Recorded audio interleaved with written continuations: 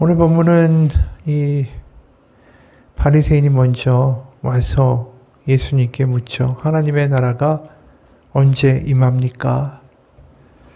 하나님의 통치가 과연 어느 때쯤 이르러서 로마 제국과 이방인이 통치하는 이 잔혹한 현실을 끝내고 유대 땅의 해방을 이루게 될 것입니까? 이렇게 묻죠. 예수님이 메시아라면 메시아로서의 청사진이 있을 것이다. 그렇게 해서 묻는데 사실 바리새인들이 그것을 정말로 믿고 묻는 것은 아니죠. 고작 12명의 그 제자들 하나같이 세리에다가 어부에다가 별로 같지 않은 사람들 데리고 다니는 이 메시아라고 하는 예수라는 작자가 무슨 능력으로 무슨 힘으로 그런 강대한 제국과 통치자들을 물리치겠는가. 그래서 그 민낯을 벗겨주리라. 그래서 공개적으로 이런 질문들을 하는 거죠. 근데 예수님의 답은 너무나 의외의 답이 나온 거예요. 시기를 이야기하는 게 아니라 20절, 21절 하나님의 나라는 볼 수 있게 임하는 것이 아니요 또 여기 있다 저기 있다고도 못하리니 하나님의 나라는 너희 안에 있느니라. 하나님의 나라가 올 것이다. 이것이 아니라 있다라는 거예요. 현재형으로 이미 말을 해버리신 거죠. 그러니까 굉장히 바리새인들이 당황스러운 대답을 하신 거예요. 사실은 예수님이 하나님의 나라가 이미 있다, 가까이 있다, 왔다 이런 식의 이야기를 하신 적은 이미 여러 번에 있죠. 제자 70명을 이제 각 지역으로 파송하시면서 이렇게 선포하라 라고 말씀하셨어요. 10장, 누가복음 10장 8절에서 11절이에요. 어느 동네에 들어가든지 너희를 영접하거든 너희 앞에 차려놓는 것을 먹고 거기 있는 병자들을 고치고 또 말하기를 하나님의 나라가 너희에게 가까이 왔다 하라. 어느 동네에 들어가든지 너희를 영접하지 아니하거든 그 거리로 나와서 말하되 너희 동네에서 우리 발에 묻은 먼지도 너에게 떨어 버리노라. 그러나 하나님의 나라가 가까이 온 줄을 알라 하라. 이 하나님의 나라가 가까이 왔다, 올 것이다라는 의미가 아니에요. 사실 한글로 읽다 보면 이제 가까이 왔으니까 곧 올 거다 이렇게 이해하기가 쉬운데 여기에 가까이 왔다라는 표현을 히브리어로 보면 이 카라브라는 동사예요. 그러니까 이게 가까이 있다라는 말은 아내하고 남편이 가까이 하자 아이가 태어났다 이렇게 표현할 때 이 가까이예요. 사실상 같이 있는 거죠. 임재하는 거예요. 그래서 하나님의 나라 가까이 왔다라는 건 하나님의 나라가 이미 옆에 있다. 이걸 말씀하고 계신 거죠. 게다가 11장에서 누가복음 11장에서 또 하나님의 나라가 이미 왔다라는 이야기를 하신 적이 있어요. 누가복음 11장 19절 20절 내가 바알세불을 힘입어 귀신을 쫓아내면 너희 아들들은 누구를 힘입어 쫓아내느냐? 그러므로 그들이 너희 재판관이 되리라. 그러나 내가 만일 하나님의 손을 힘입어 귀신을 쫓아낸다면 하나님의 나라가 이미 너에게 임하였느니라. 하나님의 나라가 이미 왔다라고 말씀하시죠. 여기서도. 이 이야기가 왜 나왔냐면 예수님이 능력을 가지고 귀신들을 막 쫓아내니까 이 사람들이 바알세불 귀신의 그 우두머리의 능력으로 그 수하에 있는 자이기 때문에 예수가 그 귀신들을 쫓아낸다라고 이제 비방을 한 거예요. 그러니까 그게 아니라 이것은 하나님의 손을 힘입어 귀신을 쫓아내는 것이다 라고 말씀하시는 거죠. 이 하나님의 손에 힘입어 이게 도대체 무슨 표현일까? 이 표현이 출애굽기 8장에서 등장하는데 출애굽기 8장에서 이제 10가지 재앙이 애굽에 내리죠. 애굽에서 이스라엘 백성을 못 보낸다. 그러니까 이 파라오를 통해 가지고 계속해서 이런 재앙과 경고가 이어집니다. 그래서 출애굽기 8장 19절을 보면 이런 말씀이 있어요. 요술사가 바로에게 말하되 이는 하나님의 권능이니이다 하였으나 바로의 마음이 완악하게 되어 그들의 말을 듣지 아니하였으니 여호와의 말씀과 같더라. 그러니까 수많은 기적들이 10개 장이 떨어지는데 이거는 사람이 할 수 있는 게 아닙니다. 하나님의 권능입니다. 라고 이 마술사가 파라오한테 이야기할 때 하나님의 권능입니다. 이 권능이 원어로 뭐냐면 손가락이에요. 손가락. 그러니까 출애굽을 일으키신 하나님이 그 모든 것들을 보여주신 능력을 하나님의 손가락으로 보이셨다. 이렇게 출애굽 이야기하고 있는 거죠. 그거랑 똑같이 오늘 본문에 이야기하시는 거예요. 바알세불이 아니라 하나님의 손가락으로 귀신을 쫓아내는 역사가 지금 등장하고 있는 것이다. 그 얘기는 뭐겠어요? 애굽에서 이스라엘 백성을 탈출시킨 하나님의 능력이 지금 다시 이 땅 가운데 악과 정사와 권세 가운데 진리의 사람들을 꺼내는 그 새로운 출애굽의 역사로 하나님의 손가락으로 예수님이 일하고 계시다는 뜻이에요. 그러니까 더 이상 하나님의 나라가 멀리 있는 게 아니라 해방과 자유, 눌린 자, 갇힌 자, 포로된 자를 자유케 하고 눈을 뜨게 하고 해방하게 하는 하나님의 역사, 하나님의 손가락의 권능이 지금 이 나라 이곳에서 일어나고 있다. 예수님을 통하여. 그 이야기를 하시는 거죠. 그러니까 예수님은 분명하게 그 하나님의 나라, 하나님의 통치가 예수님의 삶 가운데 이미 경험되고 사람 가운데 보여지고 있고 하나님의 나라가 멀리 있는 것이 아니라 우리 가운데 이미 현존하고 있다는 것을 분명히 말씀하고 계신 거예요. 그럼 우리도 물을 수 있죠. 그럼 우리는 하나님의 통치, 하나님의 나라를 경험하고 살고 있는가? 우리가 지금 세상을 살다 보면 너무나도 힘든 경제 상황, 그리고 주변에서 나를 힘들게 하는 사람들, 여러 가지 위기와 위협들이 있어요. 천연재앙도 있고. 그럼 과연 이 상황에서 우리 하나님의 나라가 이미 우리 가운데 있다라고 말할 수 있습니까? 같은 질문이죠, 지금. 한 이야기를 소개하죠. 케네스 베라는 배준호, 한국말로는 이 선교사가 있는데 한국계 미국인이에요. 이분이 2012년 11월 방북을 했다가 북한 당국에 억류됐죠. 그래서 15년 동안 노동 교화형을 선고받았습니다. 그러니까 수용소에 끌려가서 아침부터 밤까지 계속 노동에 시달리는 거예요. 그러다 보니까 영양실조에 걸리기도 하고 병원에 왔다 갔다 하다가 2년을 수용소에 붙잡혀 있다가 드디어 이제 풀려나서 미국으로 돌아오게 됐습니다. 근데 애초에 이 잡히게 됐을 때 어떤 일이 있었냐 하면 이분이 북한을 위해서 기도하기 원하는 기도원의 300용사라고 해서 이런 모임을 만들었어요. 그래서 기도하면서 북한의 탈북자들을 돕고 그런 거죠. 그러다가 실수로 북한 당국에 이게 정체가 발각이 된 거예요. 그러다가 이제 잡혀버린 거죠. 근데 이제 이분이 그 2년 동안의 수용소에 생활을 하면서 겪게 된 경험을 고백해요.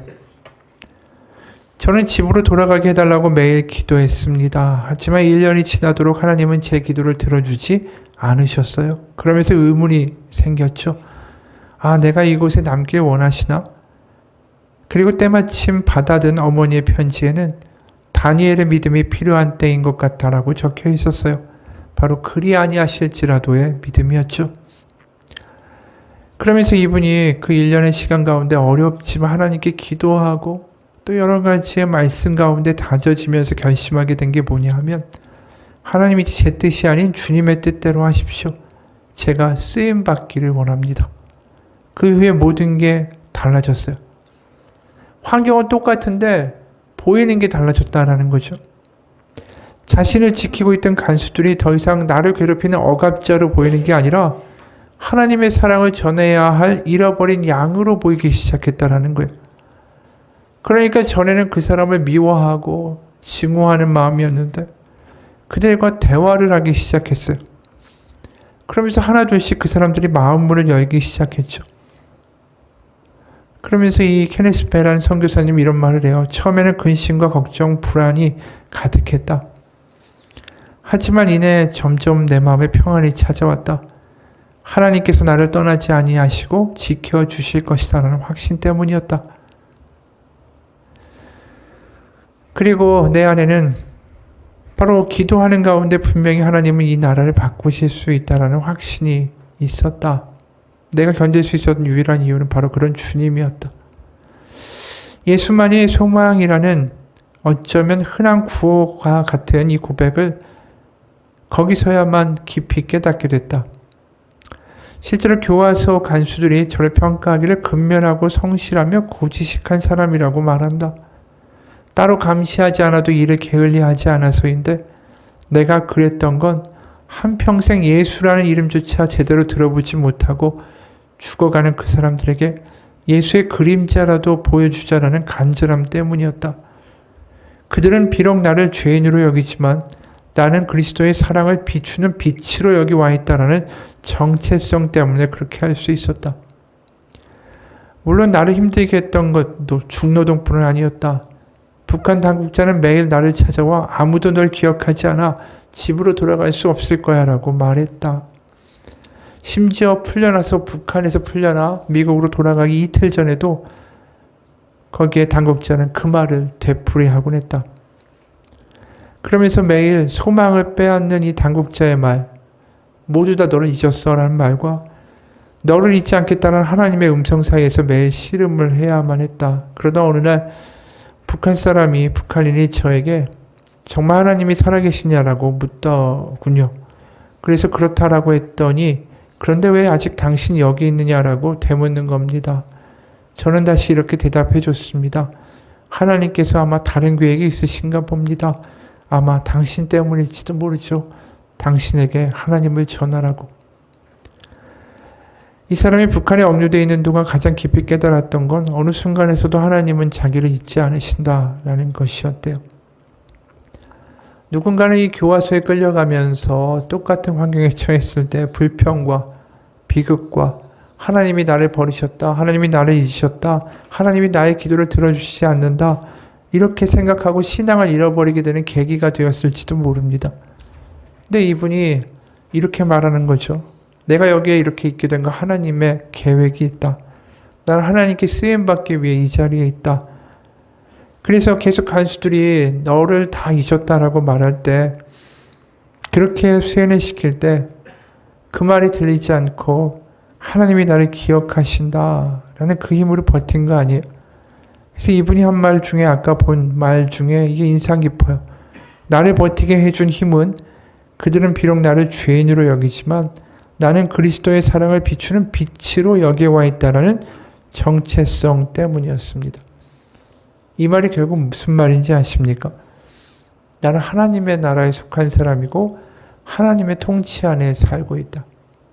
내가 지금 세상 가운데 안 된 것 같고 삐끗한 것 같고 하나님이 나를 버리신 것 같겠지만 그게 아니라 난 지금도 하나님이 다스리는 하나님의 통치 안에 있는 거고 하나님의 계획 안에 있는 것이다. 그걸 확신하고 있다 보니까 세상이 달라 보인 거죠. 하나님의 나라는 다른 게 아니에요. 내 삶에 아직도 하나님이 내 삶을 붙들고 주재하고 계시고 하나님의 통치가 내 삶 가운데 역력하게 지금도 역사하고 계시다라는 것을 고백하는 사람이 하나님의 나라를 살아가는 거죠. 그래서 오늘 하나님의 나라는 볼 수 있게 임하는 게 아니라 여기 있다 저기 있다라고도 하는 게 아니라 하나님의 나라는 너희 안에 있다라고 말하는 거예요. 우리가 힘들고 지친 환경에 처할 수 있습니다. 왜 하나님은 이렇게 날 어렵게 두시는가? 나의 기도에 과연 관심이나 응답은 하실까? 이런 의기소침한 상황이나 의문에 빠질 수도 있습니다. 그럴 때 우리가 해야 될 건 뭐냐면 하나님의 통치, 하나님의 나라, 하나님이 나를 잊지 않으셨다라는 분명한 신앙의 고백의 회복이에요. 내 인생이 지금 이렇다 할지라도 주님의 통치와 주님의 계획이 나를 향하여 멈추지 않습니다. 그걸 고백하는 사람이 하나님의 나라를 소유하고 경험하고 살아가는 거예요. 하나님의 나라라는 게 장소가 아니에요. 나라는 통치를 이야기하는 거예요. 하나님의 다스리심, 하나님의 주권이 있다라는 것을 고백하는 것이 하나님의 나라라는 것이죠. 그래서 누가복음 18장에 이런 말씀을 하세요. 17절 내가 진실로 너에게 이르노니 누구든지 하나님의 나라를 어린아이와 같이 받아들이지 않는 자는 결단코 거기 들어가지 못하리라 하시니라. 그러니까 하나님의 나라에 이 들어가는 길이 뭐냐 하면 하나님의 나라 어린아이와 같이 받아들이는 거라고 그랬어요. 그러니까 죽어서 가는 게 아니라 하나님의 나라를 받아들인다라는 표현이 굉장히 낯설죠. 하나님 나라에 들어간다가 아니라 하나님의 나라를 받아들인다. 그 이야기는 뭐냐면 하나님의 통치와 하나님의 지금 다스리심을 어린아이와 같이 받아들이는 자들은 하나님의 나라를 지금 이 땅에서 경험할 수 있다는 뜻이에요. 이게 왜 중요한 이야기일까? 아이처럼 받아들이라는 거죠. 아이처럼. 아이가 뭐기 때문에 하나님의 나라에 들어가고 하나님의 나라를 소유할 수 있는 아이가 될까? 아이가 뭐 때문에 그런 비유의 대상이 될까요? 이유는 하나뿐이에요.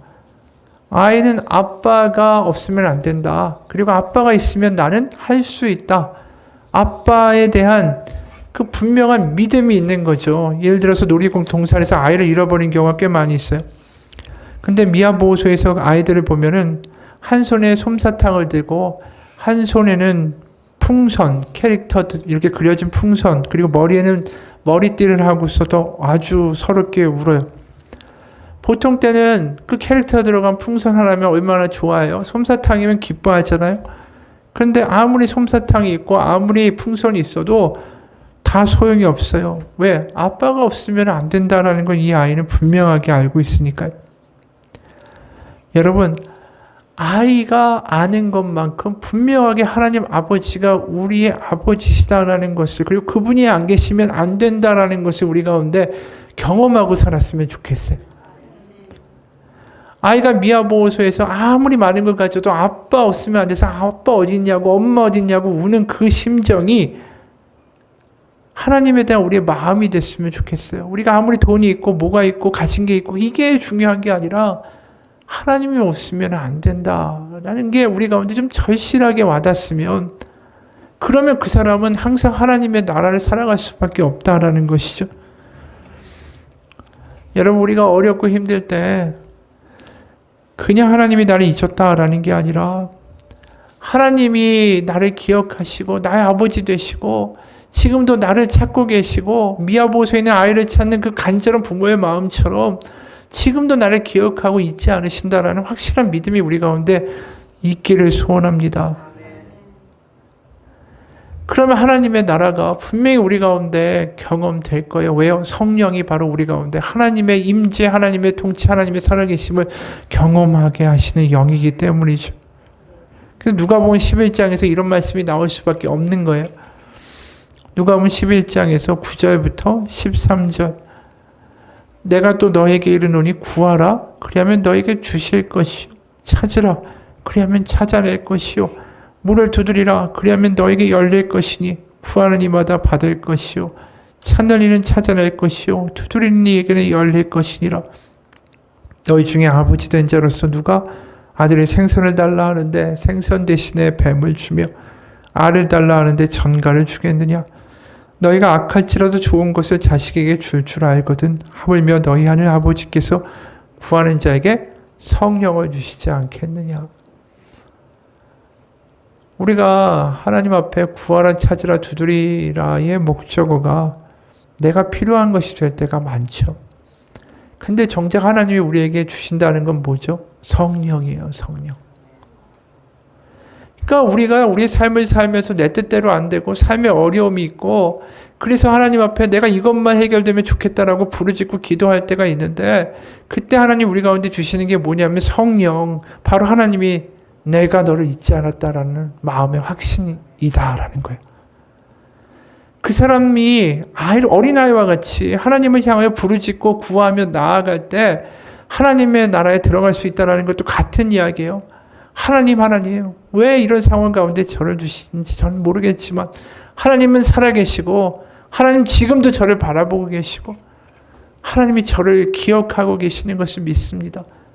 그 간절하게 하나님을 찾는 목소리, 어린아이와 같은 아빠를 찾고 엄마를 찾는 그 기도 가운데 하나님은 분명히 뭐를 주신다고요? 성령을 주신다라고 그랬어요.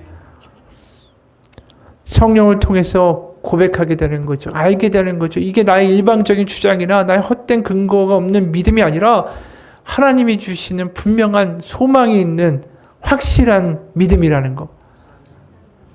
여러분, 그래서 매일마다 우리가 경험해야 될 게 뭔지 아십니까? 하나님의 나라예요. 내 삶이 하나님의 손에 있다. 내 삶이, 내 인생이 하나님의 통치 가운데 있다. 이게 우리가 매일매일 경험하고 매일매일 들어가야 하는 하나님의 나라라는 거죠. 그래서 내가 지금 눈에 보이는 세상이 다가 아니라 때로는 어렵고 힘들다 할지라도 나는 하나님의 나라를 살아가는 하나님의 백성이고 하나님의 자녀다. 그게 매일 아침마다 우리의 삶에서 경험되기를 축원합니다. 우리가 집을 나설 때 뭐 핸드폰을 안 까먹고 왔나, 지갑을 안 가져왔나, 머리는 빗고 나왔나, 뭐 다 신경 쓰는데 우리가 매일 아침마다 집에서 나아가면서 우리 가운데 확신해야 되는 건 내가 정말 하나님의 통치 가운데 살아있는 하나님의 자녀라는 확신을 가지고 집 문을 나서느냐 아니냐, 그게 엄청난 차이를 가져오는 거예요. 아까 케네스 베라는 선교사님이 자신이 하나님의 통치, 하나님의 손 아래 있다라는 확신이 있으니까 교화소의 간수나 이런 사람들이 나를 억압하는 자로 보이는 게 아니라 어떻게 보인다고요? 내가 하나님의 복음을 전해야 될 사람으로 보인다라는 거 아니에요. 그러니까 내가 집 문을 나설 때 하나님의 나라 가운데 이미 살아가고 있는 사람이라면 내가 닥치는 문제와 만나는 사람들과 당하는 말들이 다르게 들린다라는 거죠. 그러니까 우리가 하나님의 나라에서 살아가는 하나님의 손에 있고 하나님의 손에서 내가 살아가는 하나님의 자녀라는 확신이 우리를 그 하루를 다르게 살아갈 수 있는 삶의 근거가 되는 거예요. 그래서 하나님의 나라는 그냥 우리가 죽어서 가는 천국이 아니라 매일매일 경험해야 되는 삶의 실제라는 것이죠. 그리고 그것을 하나님이 성령으로 말미암아 우리 가운데 실체로 정말 우리 가운데 확신으로 살아갈 수 있도록 하신다라는 이야기예요. 그래서 매일매일의 삶이 하나님의 나라, 하나님의 통치 가운데 살아간다라는 그 고백을 한다라는 게 구약에도 나와 있어요. 우리가 신명기 6장 4절 5절 보면 이런 말씀이 있죠. 아주 유명한 말씀이에요. 이스라엘아 들으라, 우리 하나님 여호와는 오직 유일한 여호와이시니 너희는 마음을 다하고 뜻을 다하고 힘을 다하여 내 하나님 여호와를 사랑하라. 이 구절이 굉장히 유명한 구절이라는 것은 이게 쉐마라고 불리는 거예요. 쉐마. 원래 이 4절의 처음은 이스라엘아 들으라가 아니라 들으라 이스라엘이여 이렇게 돼요. 들으라라는 단어가 히브리어로 쉐마예요. 샤마라는 듣다라는 기본형의 명령형이 쉐마죠. 그래서 신명기 6장 4절 5절은 쉐마라고 해서 이것을 양피지에 적어가지고 여러 번 이야기했어요. 문설주 위에다도 붙이고 이마에도 손목에도 달고 기도합니다. 그래서 실제로 이 이스라엘 가보면은 유대인들이 경문함이라고 해서 이 조그만 검은 함을 이마에다 묶고 또 손목에다 달고 그러면서 막 기도하는 것을 보게 돼요. 왜냐하면 6절 이하에서 실제로 이런 말씀 하시거든요. 신명기 6장 6절 8절 보면 오늘 내가 너에게 명령하는 이 말씀을 너는 마음에 새기고 네 자녀에게 부지런히 가르치며 집에 앉았을 때이든지 길을 갈 때이든지 누워있을 때이든지 일어날 때이든지 이 말씀을 강론할 것이며 너는 또 그것을 내 손목에 매어 기호를 삼으며 내 미간에 붙여 표로 삼고 또 내 집 문설주와 바깥문에 기록할지니라. 이 쉐마에 대해서 랍비들이 뭐라고 이야기하는지 아십니까? 이 쉐마의 기도를, 이 구절을 하는 사람들은 바로 그 순간에 하나님 앞에 엎드리며 바로 마음으로 하나님을 자신의 왕으로 삼는 즉위식을 거행하는 것이다. 바로 하나님을 향한 믿음을 선포하며 그분의 무릎 앞에 그분의 다스림 아래에 살 것을 서약하는 것이 쉐마다라는 거예요. 그러니까 다시 말하면 이 구약에 있는 근본적인 정신도 마찬가지라는 거예요. 세상에 있는 게 왕이 아니고 눈에 보이는 게 왕이 아니고 바로 이 쉐마를 외치면서 뭘 한다고요? 바로 나에게 왕 되신 것은 하나님밖에 없습니다. 하나님 나라의 백성으로 들어가는 기도가 이 쉐마라는 것이죠. 바로 우리에게도 매일매일마다 이 사람들이 이 쉐마를 조석으로 아침 저녁으로 기도해요. 우리에게도 필요한 게 이게 아닌가라는 생각이 들어요. 하나님의 통치를 인정하고 내가 지금 상황 가운데 하나님이 나를 기억하지 않으신다는 불평이나 의심이나 어떤 실족이나 낙담이 아니라 지금도 나는 하나님의 통치 아래 있습니다. 그리고 하나님 앞에 엎드리며 오늘도 하나님의 뜻이 이루어지기를 구합니다. 우리가 그분의 왕국에 매일매일마다 들어갈 수 있는 그런 기도를 할 수 있는 사람들이 됐으면 좋겠어요. 그래서 사도 바울도 이런 말 하죠. 빌립보서 3장 19절 21절 보면 그들의 마침은 멸망이요 그들의 신은 배요 그 영광은 그들의 부끄러움에 있고 땅의 일을 생각하는 자라. 세상 사람들이요. 그러나 우리의 시민권은 하늘에 있는지라 거기로부터 구원하는 자 곧 주 예수 그리스도를 기다리노니 그런 만물을 자기에게 복종하게 하실 수 있는 자의 역사로 우리 낮은 몸을 자기 영광의 몸의 형체와 같이 변하게 하시리라. 우리가 하늘의 시민권이 있다는 건 뭐예요? 하나님의 나라의 통치에 들어있다라는 거죠.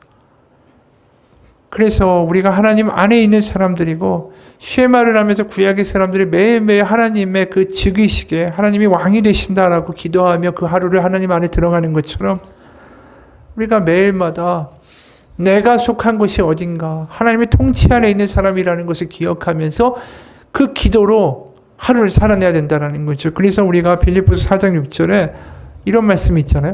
아무것도 염려하지 말고 다만 모든 일에 기도와 간구로 너희 구할 것을 감사함으로 하나님께 아뢰라. 이게 그냥 난데없이 뚝 떨어진 게 아니라 다 같은 맥락에 있는 거예요. 감사함으로 하나님께 아뢰라. 이게 뭐예요? 하나님의 나라에 들어가는 거예요. 이 고백이. 불평이나 실망이나 의심이 아니라 하나님의 손에 있습니다. 하나님의 다스림 가운데 있습니다. 그 고백을 하며 기도하는 것이죠. 기도는 결국 우리 가운데 하나님의 통치가 우리 가운데 있고 나를 하나님이 잊지 않으셨다는 확신 가운데 살아가는 것이다 라는 것을 의미하는 것입니다. 여러분, 하나님의 나라를 살아가는 사람들은 분명히 달라요. 눈에 보이는 게 다가 아니다. 이게 끝이 아니다. 하나님은 살아계시다. 하나님의 뜻은 분명히 이루어질 것이다 라는 그 소망을 붙들고 살아가게 되어 있습니다. 그래서 불평과 의심이 아니라 그 마음 가운데 분명한 소망이 있고요. 하나님이 하실 일을 기대하는 기대가 그 가운데 분명히 있습니다. 하나님의 나라를 살아갈 수 있는 우리 삶이 되기를 원합니다. 한 이야기로 마치겠습니다. 그녀는 이제 나흘만 되면 17살이 됩니다. 그날은 또 아버지의 생신이기도 합니다. 하지만 이번에는 생일 파티를 할 수 없습니다. 전 미국이 공황의 늪에 빠졌고 아버지는 임종을 앞두고 있었습니다. 어머니와 7 자녀들은 선물을 준비하기는커녕 날가 삐걱거리는 병상 주위에 앉아 힘겹게 숨을 헐떡거리는 아버지를 위해 기도해야 했습니다. 장례식 날 소녀의 어머니는 7 자녀를 거느리고 진창이 된 길을 터벅터벅 걸어 아무 볼품이 없는 무덤으로 발걸음을 옮겼습니다. 남자 어른들은 일로 시간을 내지 못해서 몇 명의 여자 친지들만이 그 뒤를 따랐습니다. 이제 겨우 남의 집에 하녀일을 할 수 있게 된 이 소녀는 장례식에 입을 옷마저 빌려 입어야만 했습니다. 장례를 치르고 집으로 돌아오자 그녀는 그 옷을 곱게 개어 침대 밑에 두었습니다. 괴롭고 황망한 감정에 몰아쳐서 마치 세상이 다 끝난 것 같았고 장례식과 함께 자신의 인생도 다 끝난 것처럼 보였습니다. 왜냐하면 7명의 아이들의 수입은 한 푼도 없고 집마저 대출이 잔뜩 끼어 있어 언제 다 갚을지 기약도 없었기 때문이었습니다. 이런 사정을 잘 알 정도로 철이 들었던 그녀는 그것 때문에 더욱 절망스러웠죠. 방 안에 무겁게 가라앉은 정적마저 그녀의 어깨를 눌렀고 신라 같은 희망도 보이지 않았습니다. 그러다가 소리를 들었습니다. 칙칙하고 무거운 정적을 깨고 부엌에서 가만가만 빗질 소리가 들렸습니다. 그리고 잠시 멈추는가 싶더니 이번에는 더 힘이 들어간 소리로 쓱싹쓱싹 빗질 소리가 들렸습니다. 사흘 동안 단 한마디도 말하지 않던 어머니가 집안일을 시작하신 모양이었습니다. 쓱싹쓱싹 빗질 소리가 시작됐습니다. 그리고 그 소리는 어머니가 말씀하실 수 있는 것보다 더 큰 소리로 우리에게 이렇게 말하고 있었습니다. 인생은 계속된다. 희망은 다 사라진 게 아니다. 우리는 주님을 믿었고 앞으로도 우리가 주님을 믿는다는 사실은 변함없을 것이다. 우리는 다시 힘을 내어 생을 이어갈 것이다. 나중에 이 소녀는 어머니가 그렇게 집안을 쓰는 단순한 소리가 얼마나 달콤했는지 그리고 마음속에 새로운 희망과 믿음을 지피는데 얼마나 큰 힘이 되었는지를 일기장에 적었습니다. 세상이 완전히 무너지지도 않았고 모든 걸 다 잃지도 않았다. 분명히 소망이 있고 인생은 계속된다. 어머니 단순한 빗질 소리에 이 모든 소망의 의미가 들어 있었습니다. 이 소리는 절망에 빠진 소녀에게 여전히 살아갈 이유를 알려준 거죠. 빛의 부드러운 리듬과 희망, 이 리듬에 희망과 신을 이긴다는 승리의 외침이 달려 있었습니다. 그래서 그 빛의 소리가 이렇게 들렸대요. 믿어라, 그리고 살아라, 그리고 소망해라 라고 말입니다. 그리고 소녀는 침대에서 일어나 옷을 입고 다시 살아가기 시작했어요. 물론 더 많은 어려움이 기다리고 있었습니다. 성인이 되면 더 큰 어려움도 기다리고 있을지 모를 거였습니다. 그러나 이 일을 경험하고 이 소녀에게 더 이상의 두려움은 없었습니다. 여러분, 우리가 아무리 힘들더라도 아침에 일어나서 이 빗질을 하는 이 어머니처럼 다시 한번 하나님 가운데 소망하고 다시 살아갈 수 있는 믿음의 사람들이 되기를 소망합니다. 우리가 가장 불쌍한 건 어려운 것도 불쌍하지만 어려움 속에 빠져서 하나님의 나라를 보지도 못하는 그런 상황에 빠지는 게 가장 불쌍하고 억울한 것입니다. 우리가 요셉을 보세요. 요셉이 형들이 자신을 팔아버리고 보디발의 아내가 2명을 씌우고 자기를 파라오한테 이야기해서 감옥에서 빼주겠다고 하던 관원장은 자기를 잃어버리고 그런 삶 속에서 하나님을 인정하지 않고 살았다면 그에게는 분명한 비극밖에 없었을 것이죠. 자살할 것밖에는 길이 없었을 거예요. 그가 그 모든 것을 이기고 애굽의 총리 대신까지 갈 수 있었던 건 순간순간 그에겐 고백이 있었기 때문입니다. 하나님은 지금도 나를 지키고 계시고 나를 바라보고 계시고 이게 다가 아니다라는 믿음 때문에 버틸 수 있었던 거예요. 여러분, 하나님의 나라는 보이지 않습니다. 그래서 뭐가 필요하다고요? 믿음이 필요한 거죠. 하나님의 나라는 우리 가운데 있다라고 말씀하세요. 오늘 이 말씀을 가지고 우리가 매일 기도해 나갔으면 좋겠어요. 하나님의 나라는 바로 나의 안에 있다라고 이미 하나님 말씀하셨습니다. 하나님의 살아계심, 하나님의 통치, 지금도 내 삶은 부족하지만 내 삶이 여전히 하나님의 손에 있다라는 것을 알게 하시고 확신하게 하시고 그래서 소망과 담대함을 가지고 살아갈 수 있도록 인도하여 주옵소서. 매일마다 하나님의 성령 가운데 하나님의 나라를 경험하고 하나님의 다스리심을 인정하고 확신하고 그 하루를 살아갈 때에 우리는 주변의 모든 것들이 달라 보이는 놀라운 역사들을 경험하게 될 것입니다. 같이 기도하겠습니다. 하나님, 우리는 항상 이야기합니다. 내게 보이는 것이 달라지게 해달라고. 내 눈앞에 보이는 문제도 없어지고 내 눈앞에 보이는 나를 싫어하는 사람도 없어지고 내가 원하는 대로 모든 것들이 변화되어 보여지기를 원하지만 하나님은 우리 가운데 하나님의 나라, 하나님의 통치, 하나님의 살아계심을 경험케 하심으로 있는 것들이 달라 보이게 하는 놀라운 역사들을 이루기를 원하십니다. 하나님, 상황에 일일비하고 상황에 무너지는 사람이 되는 것이 아니라 하나님이 우리를 보고 계시고 우리가 하나님의 손안에 있다라는 확신을 가지고 오늘도 살아갈 수 있는 살아있는 믿음, 성령의 충만함을 가지고 승리하는 사람 되게 도와주옵소서. 어린아이와 같이 아빠를 부르는 간절함으로 기도할 때에 찾고 구하고 두드릴 때에 하나님이 나를 잊지 않았다는 것을 분명히 하나님의 성령을 통하여 알게 하시는 감격의 역사들이 우리 가운데 말씀 그대로 역사하고 일어나게 하여 주옵소서. 예수님 이름 받들어 기도합니다. 같이 기도하겠습니다.